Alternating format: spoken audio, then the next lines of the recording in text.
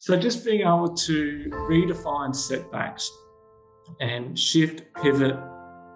The nature of the universe is that we are going to have setbacks. We are going to have failures in all of our 4 pillars. Relationships will break down.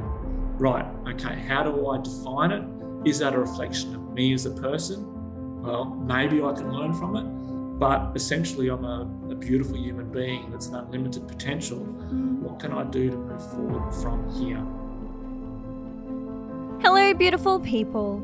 On today's podcast, we have the wonderful Geoff Smith. Geoff holds a Master of Education, an MBA, and postgraduate certificates in management and leadership.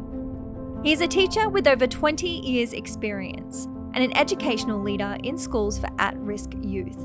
He is the author of the book 4 Pillars, Creating a Life on Your Terms, that focuses on enhancing levels of well-being.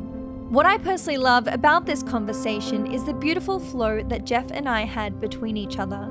There are some really magical moments on this podcast when I have a guest who is easy to connect with and on a similar wavelength. Our conversation spans the 4 pillars of health, wealth, relationships, and mindset. We discuss the power of focusing on what you can control, on enhancing your awareness around your internal conversation, and how to open up yourself to the abundance and opportunity that we call life. We discuss the power of rituals and habits, how to overcome setbacks, and most importantly, how to best create a life on your terms. Please enjoy this conversation with the lovely Geoff Smith. Welcome to the podcast, Geoff. Oh, Jennah-Louise, it's so good to be here. I'm very grateful to have this opportunity to have a chat. Me too. So where I want to start with you, Geoff, is with a quote from your book, 4 Pillars, Creating a Life on Your Terms. Time. For the first breath we take on this planet to our very last, the clock is ticking. How we spend our time between these events determines the deepest quality of our lives. The actions we take or fail to take on a daily, weekly, and monthly basis accumulate across the years and shape our lives. How many days we have on this planet is unknown, but we can consciously influence their quality. So where I wanted to start with you, Geoff, is I would love to get to know you on a deeper level. Sure. As someone that clearly values consciously influencing the quality of their life.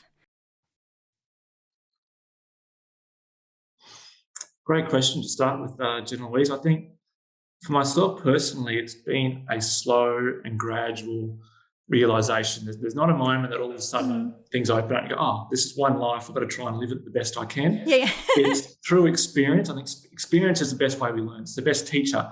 And over time, through experience, you start to reflect on things and see as you get older as well, the time passes, that time is running out and time is short. And before we know it, we'll look back and our life will almost be over if we're lucky enough to grow old. And I didn't want to get to the stage where I'd get to later in my life and regret some of the decisions I made. Yeah. And I was fortunate enough at a fairly young age to create a world or create a society or create a very comfortable lifestyle. And I realised that it can look good from the outside and it can be comfortable, but it may not mean happiness and progress and growth and development and those things, living on the edge where everything happens. So I think in answer to your question, a slow, gradual realisation, lots of reflection, you gradually start to see more out of life. And I know in your book you mention this practice of sort of contemplating one's death. How does this kind of what does that look like, and how does that play into us being able to sort of appreciate the quality of our lives more? Yeah, it sounds contradictory, doesn't it? Where we reflect on our death, we enhance our very stoic. Living. Yes, it is. To enhance our quality of living now, I think that's the one level of death. We're all going to die at some stage, and it can really be used as a great leveler of what is our life now. We know that in probably 2 generations, no one will ever know that we existed, no matter what we achieve. So therefore, that limiting fear of what happens if I make a mistake here? Or what happens if I don't take this job or do take this job or end this relationship or don't take this risk? That starts to have a bit of perspective that death can bring. And I think it's nice to remember that there's a lot of people that go through life without actually stopping going, wow, I might have 20 summers left in my life. Yeah. Am I going to live those 20 summers as if they're nothing? Or am I going to start to look at them and try and add value to them? And quality, it's not about length of time. It's all about trying to zero in on moment to moment quality. So I don't really think it's changing different professions or doing radical things that happens in society. A lot of it is just changing our perception to the moment and bringing more of ourselves to the moment. That's how I try and practice, I suppose. It's always a practice. Yeah, absolutely love it. And it made me think something that, like, interestingly, I very naturally did recently was almost changing that to the other side as well in terms of our relationships with other people. And again, this may sound a little weird to some people, but it's like in some of the more challenging relationships that I may have in my life, there sometimes is confusion in them. And I've sort of had this idea, okay, if they were to pass tomorrow, would I be proud of the way that I behaved in this relationship or in this friendship? Am I able to put my head on the pillow at night and feel like I did what was true to me? And I feel like that sort of helps. And I was talking to someone recently about this. They were having some issues with one of their family members. And I said, try this practice and see if it works. And it amazingly, this like concept of death, the concept of loss, whether it's your own life or someone else's, really interestingly begins to put things into perspective in a really powerful way. Yeah. And I think, Jennah-Louise, our parents is a great example of that. Yeah. Our parents, we love them dearly, but I think everyone experiences the same level of frustration at times with our parents, and realising that this could be the last time I see them, or this is the last meal we have together, or could be the last sunset. Yeah. That element of, okay, I may not be able to control the external events, but I can control what I bring to it and what I do. And we know that life happens and people that we love die very young. We have no control over that, but we can control the quality of our relationships. And I think for me, that's one source of great peace and happiness when we really start to look at our relationship. And I don't feel that we can have hundreds and hundreds of relationships. The true relationships are only maybe half a dozen people that we can invest in and really try to nurture those relationships as hopefully they nurture us or challenge us in some way as well. So I think parents are a beautiful gift to be able to practice that flow of relationship. Yeah. Challenge of relationship. I absolutely agree on that. And fulfilling relationships is one of the 4 key pillars that you focus on. Can you share more? Because I found this really interesting. It's actually something I've only been reading on recently, and seeing it in your book, I was like, I'd love to speak about this. You share how like our friendships or, our just relationships in general, not only obviously impact the quality of our lives, but what's really interesting in the science now is that it can even impact the duration of our lives. Can you share more about that? Because I think that, I'm studying a lot on human connection at the moment. And I think most people aren't aware of we focus on food, we focus on exercise and water and sleep, and such a profound thing that we don't realize how much it can affect our health and well-being is those quality of our relationships. Yeah. And when we're social beings, our brain is proportionally larger than other animals to engage in these complex social interactions. So we're designed to be social beings, and being social beings, there is conflict. There is times when communication goes astray and things like that. But the quality of our relationships really determine what our friends are doing, we will do. It's the same with our work colleagues. If our work colleagues are eating healthy or arguing or complaining, then we'll fall into that trap. I saw somewhere recently that there's a correlation between income and our relationships. So the quality of the closest people, their income is related. If we're at that standard and associating with people at that standard, then we will naturally grow into that space. And vice versa. If it's not, then it's going to pull us down. And it's really challenging if we're trying to grow ourselves as people. The people who should be supporting us are often fearful of that change and will throw judgment at us for that. And sometimes I've noticed over the years that some relationships actually die by themselves because they're not nurtured. And it's a sign, it's just life. We can't continue to nurture relationships when we start to move in a different direction or they move in different directions. And there's other relationships, Jennah-Louise, that I've had since I was at school. And we may not talk for 2 years, and then I'll pick up the phone and say, let's have a beer, and it's like we're meeting again. So, there's all these different type of relationships we have at different levels. We need some to challenge us. We need some to support us. We need some to just have a laugh with and not to take everything so seriously. So knowing what relationships we need can therefore give us control once again of where we support and put our energy into. Yeah. And I love that you mentioned sort of this relationship between, friendships and income, or the people that you spend time around. Because something that I really loved in your book is that you shared that basically, like, there's nothing virtuous about living in a scarcity mindset. Can you share more about what that means? Yeah, that's straight at the heart of a lot of my, I suppose, upbringings and beliefs come around this virtuosity of living with a mindset that we have to scrimp and save and pull back the reins. We're constantly pulling back the reins and preparing for that cloudy day, and money doesn't grow on trees, and all these idioms that really restrict our natural being. And yes, there's a balance to be drawn there. We can't be reckless in what we do, but sometimes the best things we can do is the opposite of what we think we should be doing. So let's say, for example, from the wealth creation side of things, sometimes it's in our best interest to spend money in order to allow more money to come through us. So such as maybe a new course, or getting a degree, or going to an investment seminar, or getting a book, or what. It requires an outlay of money, but that knowledge of who we become from that can open up new opportunities to allow things to grow in. So it's that's that flow and nature of nature, that there's a time to expand and there's a time to contract. And knowing that is the walk of life that is so challenging for all of us.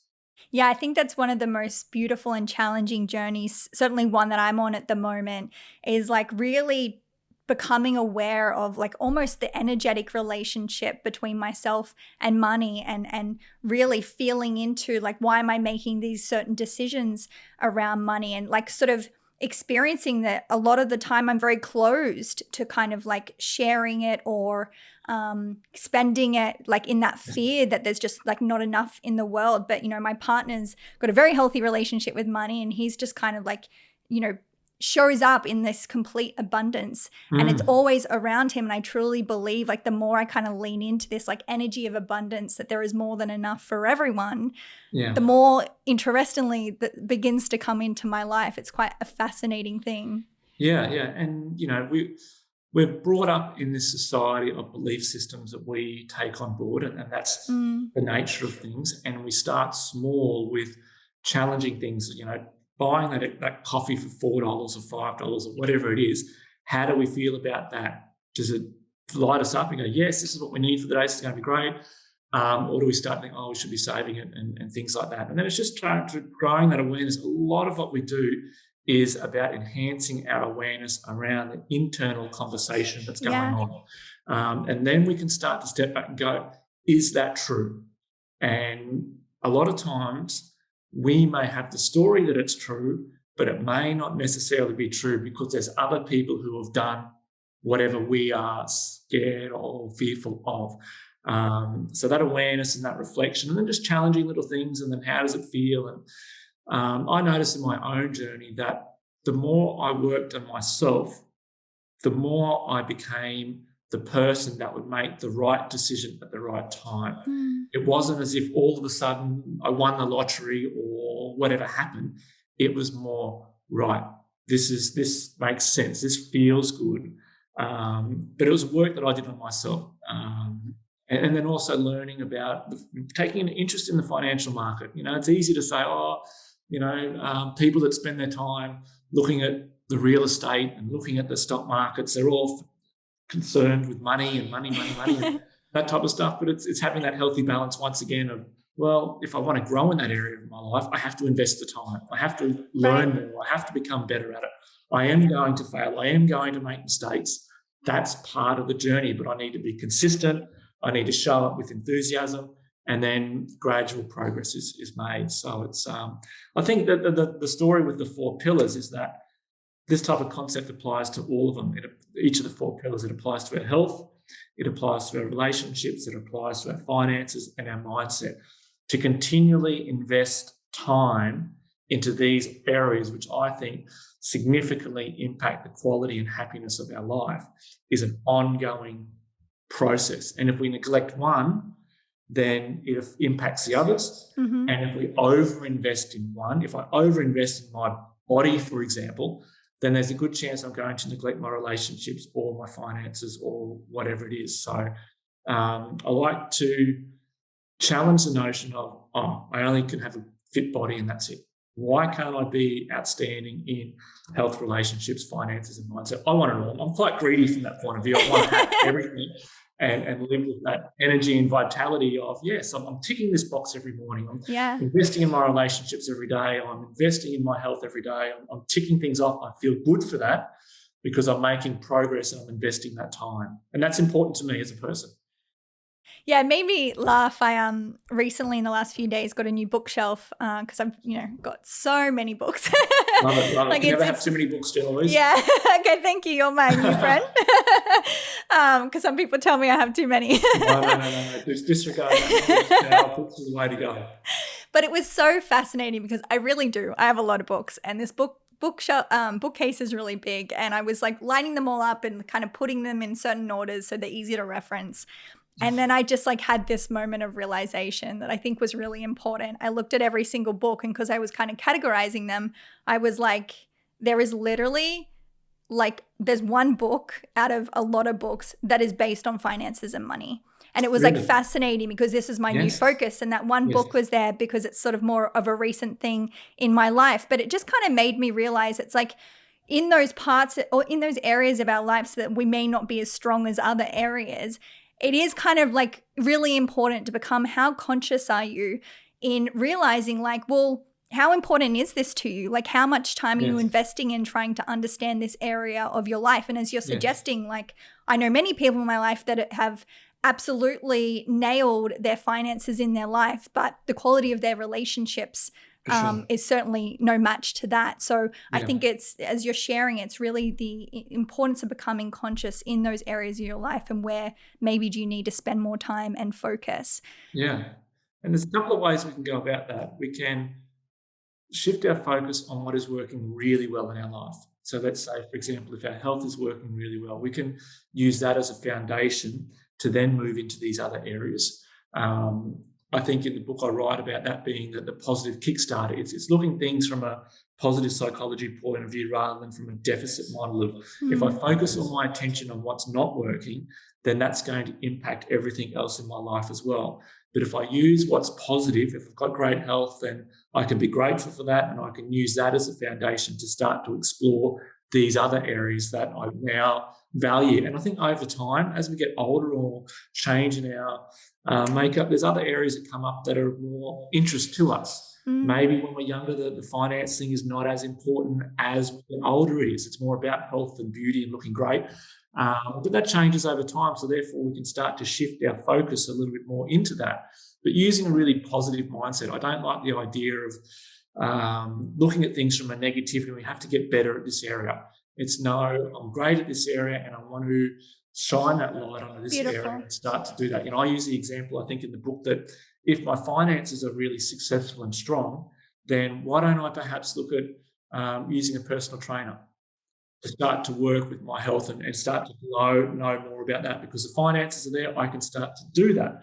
So it's just trying to use what we've already got to help those areas that we'd like to improve upon. Yeah, absolutely love that because, as you shared, it's like you can go from that point of view that I have the money to now work more on my health and well-being. Or if you start with health and well-being, you've sort of got the energy and vitality to start investing in other things. I really like that. So Yeah. before you mentioned decision making, and I want to speak to you about this because you shared sort of earlier on in the conversation that like the more you worked on yourself, the better the decision making in your life was. How do you sort of gauge what decisions are good for you? Like, are you kind of like a gut feeling intuitive person? Like, how do you are you more of a strategy? Yeah, How do nice you kind of like question. play into decision making? I'm going to say it's very fluid.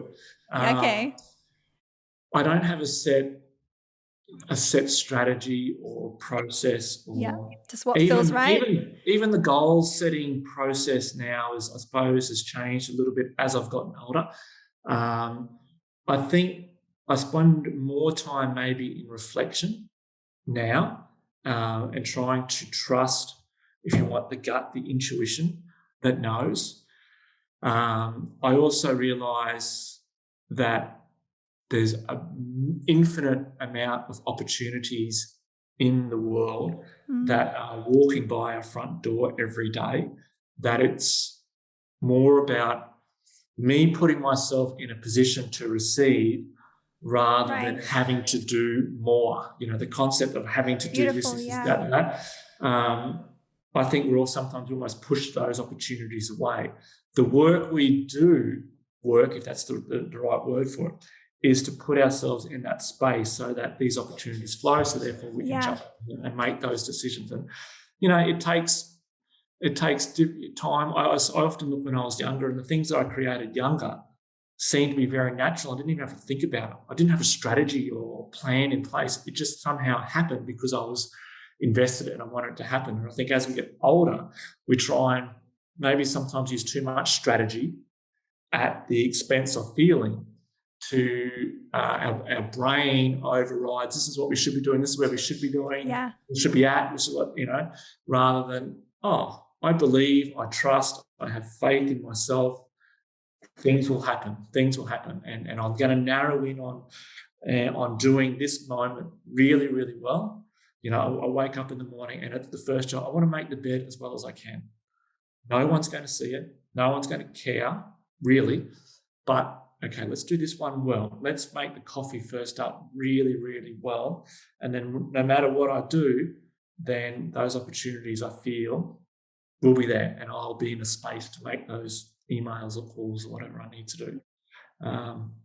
But it's a growing process. Yeah, no, I love that you mentioned that because I really experienced that in the last couple of months. I feel like since working for myself, I've really had my head down, and it's like, you set your hours and like you put in the effort, and you just, for me, it's kind of like hustle kind of thing. Yep.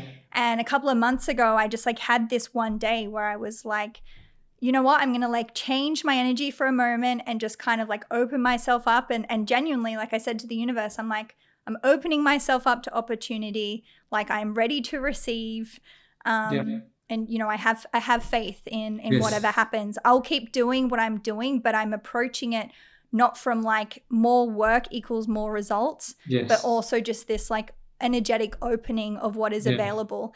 And it was funny, literally the next day I received an email like of genuinely like an opportunity that was like written for me that I couldn't have even sort of put together in that moment for myself. And I read this being like, this is exactly what I want to be doing. And, and it was interesting in those moments, Geoff, because it's like, oh, okay, like this is happening. But then sort of the fear response come in, doesn't it? When sometimes they're like quite quantum leaps almost. Where you're like, okay, like it's here, and like, I guess like I'm open. Yes. And like you have those, we talk about decisions and choices, and it's like you have to make that choice that feels right. And I knew that even though I felt slightly fearful, like this was an opportunity to say yes and lean in. And because of that, it was really interesting that one day of work that I ended up doing, I got paid the most I've ever been paid in a day. And I went home and I like cried out of happiness. And I was like, because I was shown what was possible when you just take a moment to just be really present and say like, I am open to receiving. And I know that there's probably some people listening to this that it might be a little too woo-woo. It might be down the track. But for me, it proved what I was really setting myself up for. And since then, I've been so much more relaxed in the work that I do. And it's so interesting, like the opportunities continue to come rather than this kind of like forced way of living and expectation. It's just so different, Geoff. Yeah, and I think you mentioned it right. There's definitely a place and time for the hustle work. Yeah. If it's coming from the right It's kind of place. like the co-creation, isn't it? It's kind of like I'll keep doing what I'm doing, but I'm also mindful that there is something else that is working with me on this. That it's not just me doing this on my own. Yeah, exactly right. And when we try to do everything by ourselves, we're pushing ourselves. Our small little ego is pushing ourselves to try and change the world around us.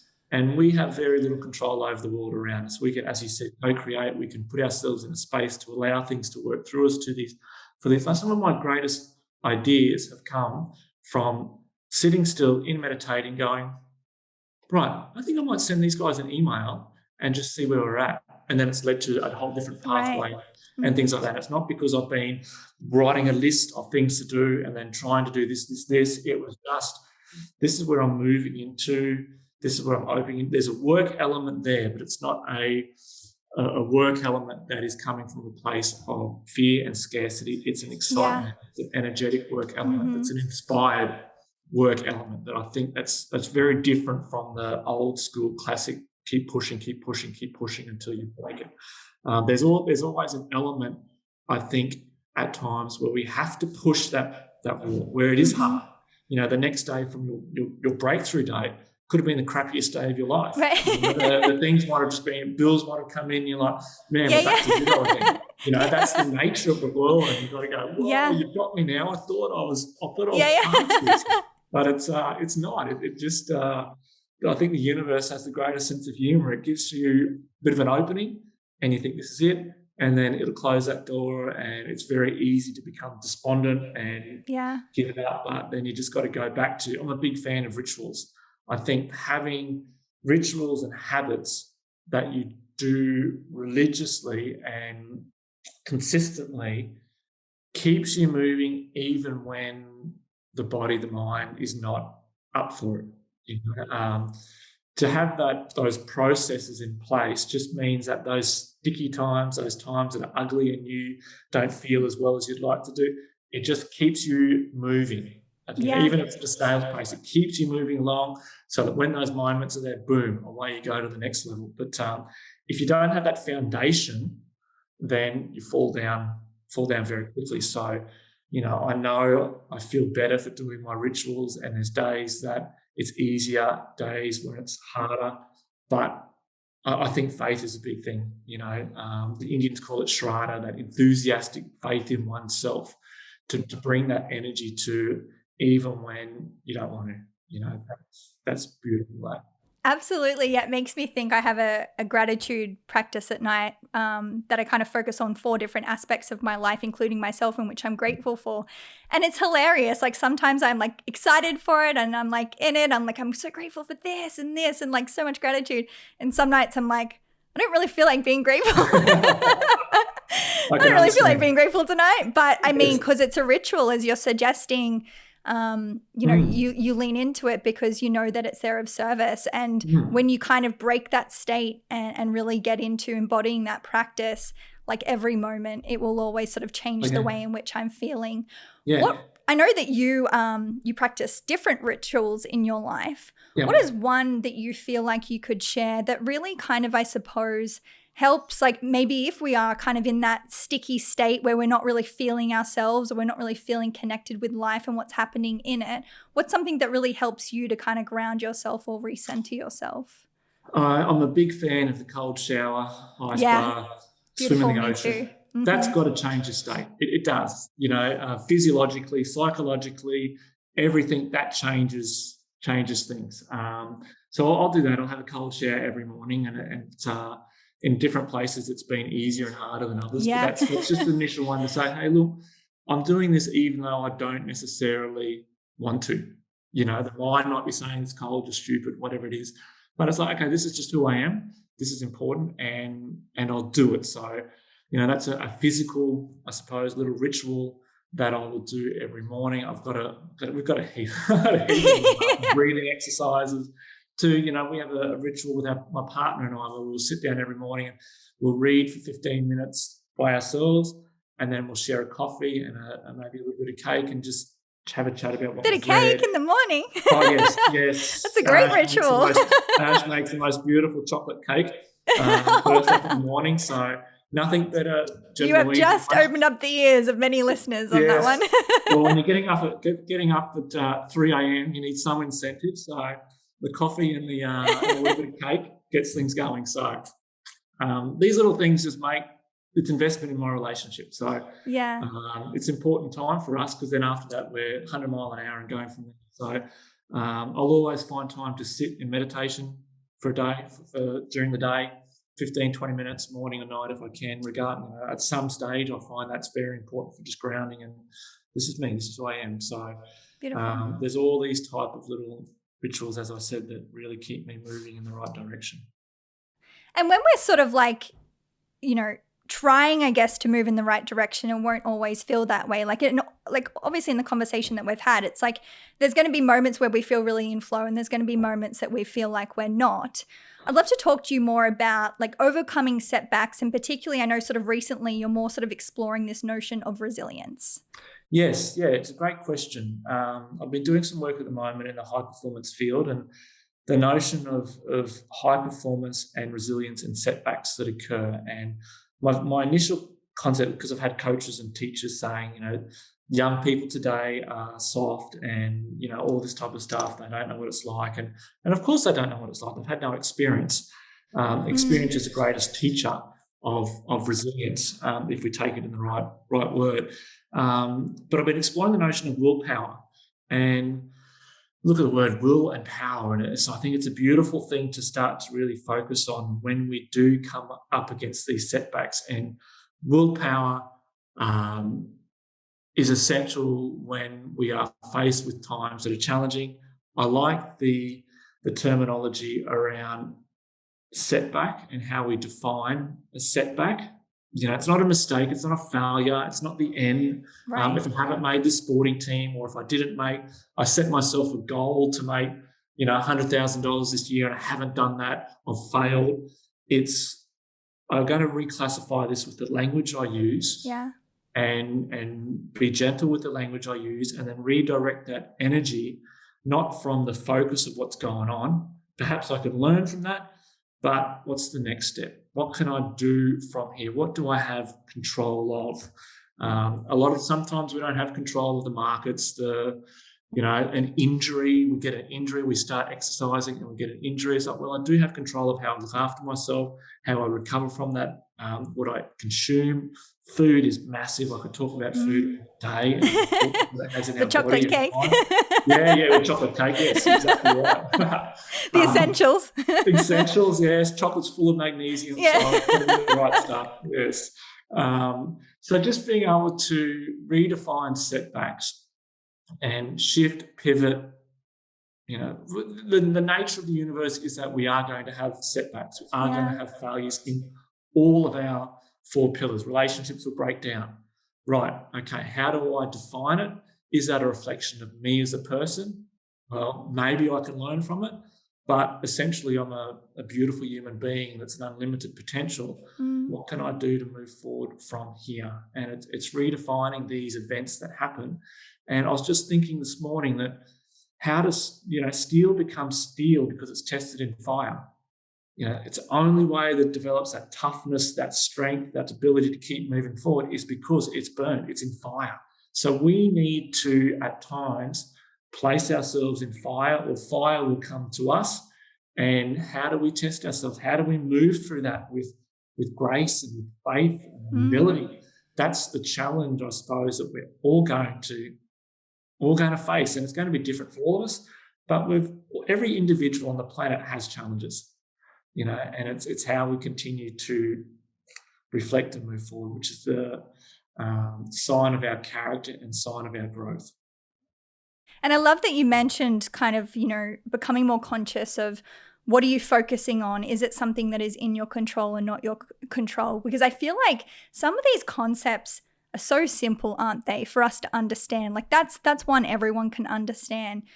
But it's not as easy to implement. And I really notice, whenever you're feeling like stressed or anything in your life, it's such an easy one to come back to. Like, are you essentially emotionally and mentally suffering because you're trying to like figure something out that you can't figure out because you're concentrating on something that you can't control? Yeah. Always bring it back to your own sense of self-empowerment. Yeah. And it's beautiful. And I looked at the negative thoughts that spring up in our mind. We're constantly negative thoughts that are coming through, so we have, I think, the correct percentages in the book, but maybe 70 or 80% of our thoughts are negative. Yeah. And by the time we reach the mid-30s, 97% of our thoughts are recurring anyway. So we're just being bombarded with thousands of negative, self-critical judgment thoughts all the time. So once we start to be able to step back a little bit, we can start to say, man, our own biggest critic is the person in our head telling us the whole time what we can't do, And if we could just shut that up, maybe we could start to move forward. But if only it was that easy to turn the dial and turn it off, it's not. But then I'll go back to having rituals that can lead us with confidence, that can make us help us feel good in our body and mind, that can use it. And then that comes back to simple things such as changing our focus when we do have a lot of negative things. Let's bring back to our senses. What do we see around us? What can we smell? How can we breathe? What crazy little dance we can do to just shift things and go, let's look around. We're one little dot in a billion-sized universe. Let's get a bit of perspective here. And I know, just as like anyone else, it's easier than at times than others, but we do the best we can. I mean, we were speaking about this before I pressed record this morning. It's in Sydney. It's just the weather is absolutely chaotic. And I went down to the beach and the wind was so strong that I almost felt like I was going to get knocked over it. But the ocean was wild. And I was sharing with Geoff that like those moments are so powerful, moments that we tend to sort of decide to stay indoors and stay warm or stay in comfort aren't always the best decisions for us. And I find when I make the decision to go out in weather like that and, I put my feet on the ground, I got my shoes off and it was windy and raining and it felt so powerful. And I felt like I was just like embodying that power. And, we're talking about that connection with nature. It can just be so nurturing and healing and reconnecting sometimes, rather than if I just decided to stay warm indoors, my day would have been totally different because of that. Yeah, I did a similar thing earlier this year. I celebrated my 45th birthday, and it was right at the times when the Brisbane floods are on. So it was raining, bucketing down, and it was all weekend, and it was a Saturday. And I was sitting in here, and I'm like, I've got to do something. So board shorts on, no shoes, no shirt. Let's just run down to the local park, play in the puddles, run around, do some handstands, do some push-up, whatever, and just go, you know what, it's raining, who cares? Yeah. And I came back and was like, I had a great birthday. I'll never forget this birthday because it's, a national event. But it's just doing these things that are a little bit different that I think helps to shift things, and we have a different perspective, and then we're energized again, and we can all do our best to move the best we can. And movement exercise is such a great changer of state psychologically as well. Yeah, get out of your head and into your body. And if exactly what you're doing is not working, do something different. Yes. You don't have to get it right, but just try. That's all you can do. That's all you can do is try different things until you get the right. Sometimes put it on some classic 80s music. It can be the fall back on, maybe even the 70s. Exactly. Well, not only the 70s, the 80s is more my side, but sometimes that's the best thing to do is just listen to those tunes and go, you know what, this is pretty funky. This is cool. Right? Yeah, life's cool. Crank it up when you're driving to work, and it's like, this is going to make me feel good. So you talk about, I just want to sort of continue on with mindset for a moment. You sort of have this question in your book where you ask, is your mind your enemy or your friend? And I assume most of us, as we talk about this internal critic, will say that most of the time as we're suggesting it could be almost something that feels like an enemy. Yeah. What would you advise in relation to becoming more of one's own friend? That's a beautiful question. I think sitting by yourself, I know a yogic quote is something along the lines of, all the problems in the world would be healed if people will just go sit quietly in a room by themselves, to understand themselves a little bit better. Yeah. And then to develop compassion for themselves and for others. I think removing yourself from the distractions, the world is just a constant distraction, and to remove yourself from them for a period of time and to sit with oneself is probably not only one of the most challenging things we can do, but also one of the most rewarding things we can do, because it's just so uncommon now to find people who are centered, who are clear, who are moving through life and are happy. It seems it's almost we're in an unhappiness pandemic. Yeah. That we worry about so many things, and it's a lot of the stuff that we worry about is not in our control. Yeah. Throw away the TV. You don't get nothing from the TV. Yeah. Doom and gloom.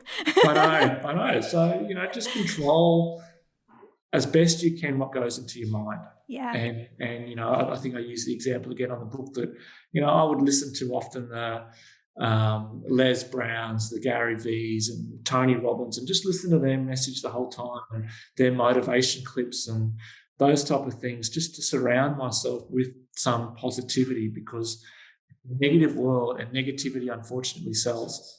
Yeah, my go-to is Brené Brown. Whenever I'm feeling a bit funny, need a good friend by my side, yes. I'll put I've got a favorite talk that she does on YouTube with beautiful empowering music, and I'll put that on, and I almost know it word for word now, but guaranteed every time I put it on, I'm just whatever was bothering me is no longer bothering me, and it's just so easy. So I love that recommendation of just finding someone that, it doesn't have to be a real person. It could be someone that is on YouTube or online that you just find you can depend on in those moments where you feel like you need a little bit more support, someone in your ear with some positivity and some compassion and empathy, and your day because can it's certainly rare. be changed. There's not many people that embark on the journey of self-development and self-improvement, because it requires hard work. And in a society where comfortability is valued, it's rare to have people that are actually trying and working on themselves, and it becomes difficult, and you become despondent when you're trying your best to be positive, to be energized, to live with vitality, to do great things, and it can feel that the universe is just giving you resistance. So you need to try and surround yourself. That's the relationships. It's a support group that you can actually, surround yourself with that positivity when you need it. And sort of going back to what you said about taking time to just be on your own in a room and be with your thoughts, I was thinking about this recently, and it's really fascinating, isn't it? The concept that most people don't want to do that, because where it kind of takes me is well, what are you afraid of? And there's certainly fear there as to why you're not doing it. And to me, that just seems like you're fearing your own self. And when I think about it like that, I'm that's not a great place to be in. If you're literally living your life afraid of facing who you are or who you've created yourself to be, because I feel maybe that fear is we're not always being our authentic selves and we don't know our path back there. Yes. But when you sort of go more deeper and sort of more into that darkness, it's quite a confronting thing to think about.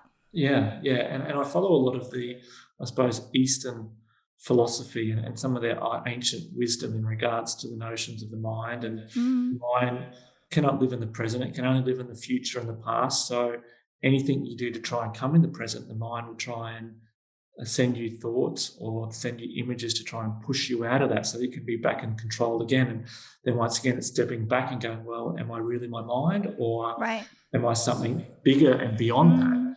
And then I think once you start in that journey of questioning, you can go a little bit deeper and maybe get glimpses or just have a bit of a perspective that, wow, I'm an energetic being that's connected to everything around me, and I am not at the will of my mind. And if my mind says this or this thought comes up, I don't actually have to follow it or go down that path. Or I'm not a bad person for thinking this, or whatever it is. It's just the mind. They call it the monkey mind. Often the mind just going about its business, and it's restless by nature. It's just moving around the whole time, jumping between the present, jumping between the past, jumping to the present, the future, and it's just running around. And it's just, and it uses so much energy. I think at rest, 20% of the food we consume is used for energy for our brain. I mean, our brains only takes 3% of our body weight or something like that. So it's it consumes a huge amount of energy that drains us. So by the end of the day, we're getting home and the brain's been going the whole time. We've been dealing with the negative world and we're just exhausted and we're just sucking that vitality and happiness out of us. That is so nourishing in our life that is so short. Yeah, I love the metaphor of like thinking it's just kind of like our health and vitality is like water going through a garden hose. And whenever there's a kink, the water is obviously stopped flowing, the health and vitality is flowing. So it's always good to sort of question ourselves. And sometimes we need support on this, is kind of finding out, well, what are the kinks in the hose? What are the kinks in that are providing that health and vitality?